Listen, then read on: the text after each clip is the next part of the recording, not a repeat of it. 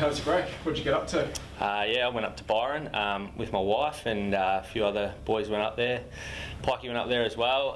So yeah, just went up there and chilled out for a few days, and yeah, I think there was a few AFL players up there from around the comp. So it was good to just chill out and refresh and get ready for the second half of the year. Weren't sucking up to the coach?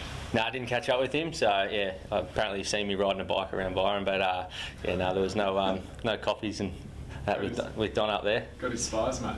Yeah, he does. He was lurking around. I think he was at the beach hotel trying to find out if we were there, but no, we weren't hanging around there too much. How important is the break? Is it more mentally or physically for you?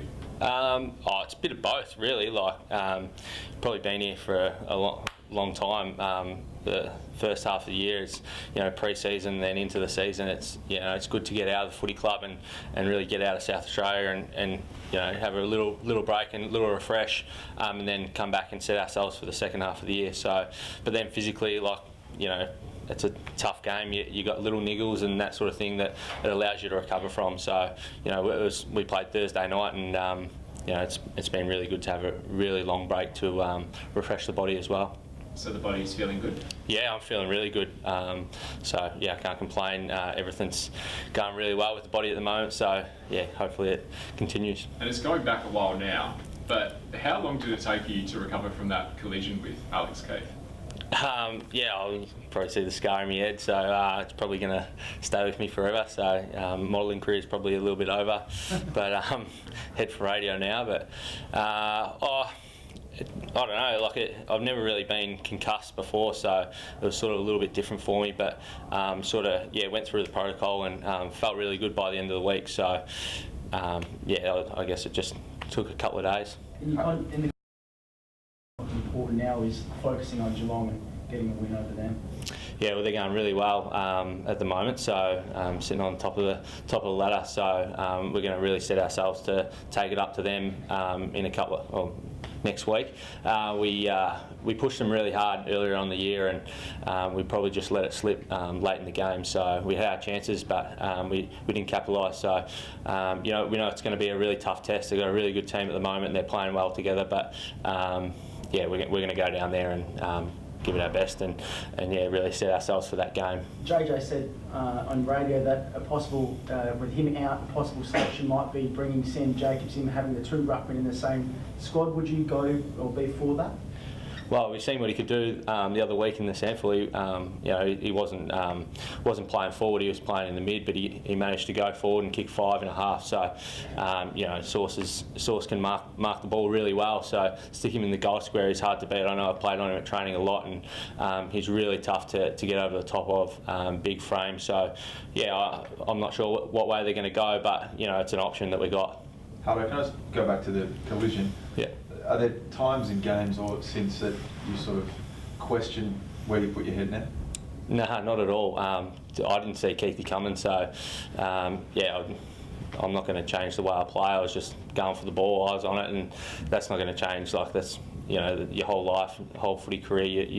I've been playing that way, and I'm not going to change just because I got a couple of hits in the head, and I don't know how many times I've done that and haven't got hit in the head. So I'll take my chances. And defensive-wise, how do you reckon you guys are shaping up? I mean, when Tom comes back in, it creates a selection squeeze with Tales and Keithy's emergence. How do you reckon you're going? Where do you see yourself fitting in? I suppose a little bit more longer term. Yeah, well, it's interesting. I haven't really thought about that. Really, that's Tommy's probably not going to play this year. So at the moment, I'm just looking forward to finishing this season really strong and putting my best foot forward. At the moment, we're going really well as a defensive group. We're pretty hard to score against at the moment, and we've gelled really well together with Keithy coming into the team this year more often, so.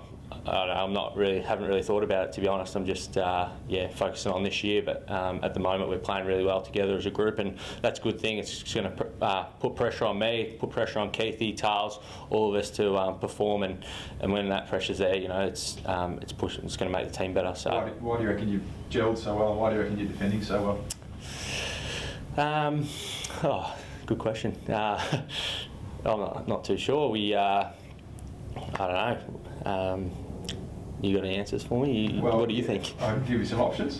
Yeah. Well, I mean, is it your structure? You understand what you have to do a bit better, or? Yeah, I think early in the year we were 1-3, and we probably weren't playing our best footy, and we were probably playing a little bit loose off our man, and we weren't. We're defenders, and that's our job first and foremost. So we probably went back to that a little bit after round 4, and that's probably held us in good stead to just be like, we defend first, and then we go from there. We attack from there, because we've got some really good weapons like Smithers and Lairdy and those guys. So, but first of all, we've got to stop the ball coming down, and then we'll attack from there. So I think that's been a little bit of a change from where we were early on in the year to where we've gone the last 2 months. Yeah, I was going to say, you really did turn around your season, because it looked a little bit worrying early on. Was it about simplifying it? What do you think happened to turn it around? Yeah, we spoke about that. We spoke with Pikey about it sort of the other day about how do we go from going from 1 and 3 to 8 and 5. I think we just simplified our messaging, simplified. It's just contest and pressure, and those are things that we know if we bring them, that it's going to hold us in good stead in our matches. So they're probably just the basic focus points that you can always go back to no matter how the game's going, and if we can do that for longer than the opposition, which we've shown it might not happen for us in the first quarter, but it might take us to the last 10 minutes of a game, which we've been in some arm wrestles this year, and we've been able to come out and win those games, whereas in previous years we might not have got over the top. What's the key to winning those close matches? Do you know? Can you put the finger on it? Well, for us, like I just said, it's that contest and pressure. So doing that for longer, that's what we base our game on. So if we can do that for longer, and then that'll go a long way to us winning the game and keeping it in our forward half and kicking more goals than the opposition. And so they're pretty much basically. Has there been a third change in game style since 2017, Hartigan, when obviously you guys were basically all out attack, high scoring, and now I think your scoring average is probably 15 or 20 points lower, but a great defensive focus. Is that fair to say? Yeah, I think we've probably always had a strong defensive focus, but with those guys like Brodie and Lairdy, they provide us a really good attacking option from turnover and that sort of thing. But I think not just us, but the whole competition's changed as well. They've brought in these rules, the 6-6-6 and that for higher scoring, but it's probably gone the other way a little bit.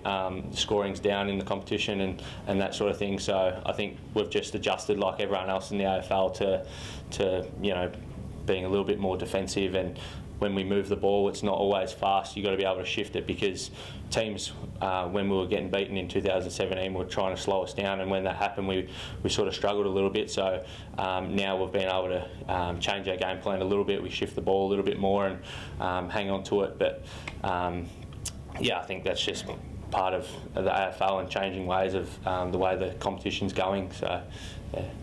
What was said to you when you were left out of the team to play Melbourne up in Darwin?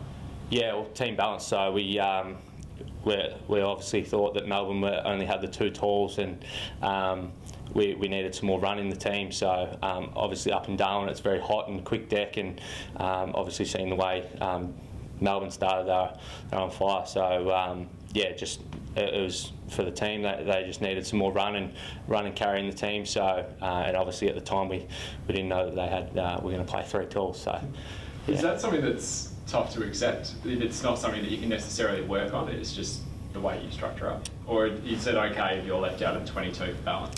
Obviously, I was disappointed that I was out of the team. You love to be playing footy every week, but it was for the betterment of the team, and if we won, then that's the only that's what you want, is you want the team to win, and if that's what it takes, is you're going to be left out. It's probably good to know that you're not left out because of form, that you're not getting a kick, that we had the Giants coming up the next week, and they had 3 talls, so I sort of knew that I was a chance to come back in, being that I wasn't out for form. So there was always that knowing that probably I'll probably come back in the next week, and I think it just showed the faith that Pikey had in me. That he put me on Jeremy Cameron, the guy that was leading the Coleman medal the next week. So as long as I was a little bit disappointed that I wasn't playing, because I want to be out there and playing footy. That's why I play the game, is because I love it. But yeah, we won the game and it was for the betterment. So yeah, I was happy with that. And 8-5 now, and obviously pretty good injury list. I think the news, that Tales and Jake and Lockie will be available for the Geelong game. So pretty much almost a full list to choose from. Do you guys feel like you can be a genuine premiership challenger this season? I think I haven't really thought about premiership yet. We know what it takes to get to that point, but if you start looking too far ahead, then it sort of gets away from you. So we've just got to keep doing what we've been doing the last 2 months and focus on that contest and pressure, and focus on Geelong.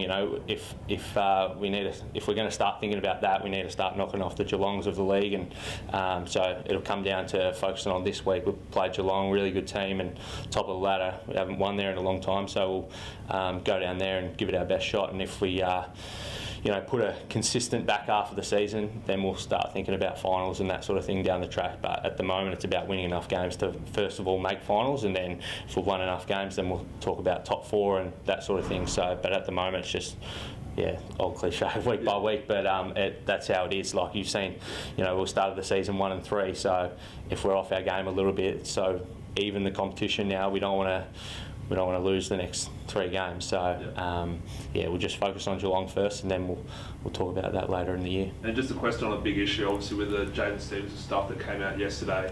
As a senior player, do you believe there's enough education for young players on gambling and how to avoid those sort of pitfalls? Yeah, I think there's the AFL educates everyone pretty well. You do a lot of tests and stuff that you have to pass before you play, and they come out to all the clubs and educate you every year. So the rules pretty clear, and obviously a little bit disappointing for him, but I think the AFL do a great job at implementing their education.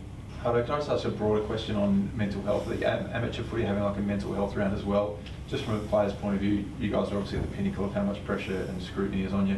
Can you just give us a few thoughts on sort of the improvement that's been made in this area, and how important it is to keep addressing, as well as your physical health, like the mental health aspect?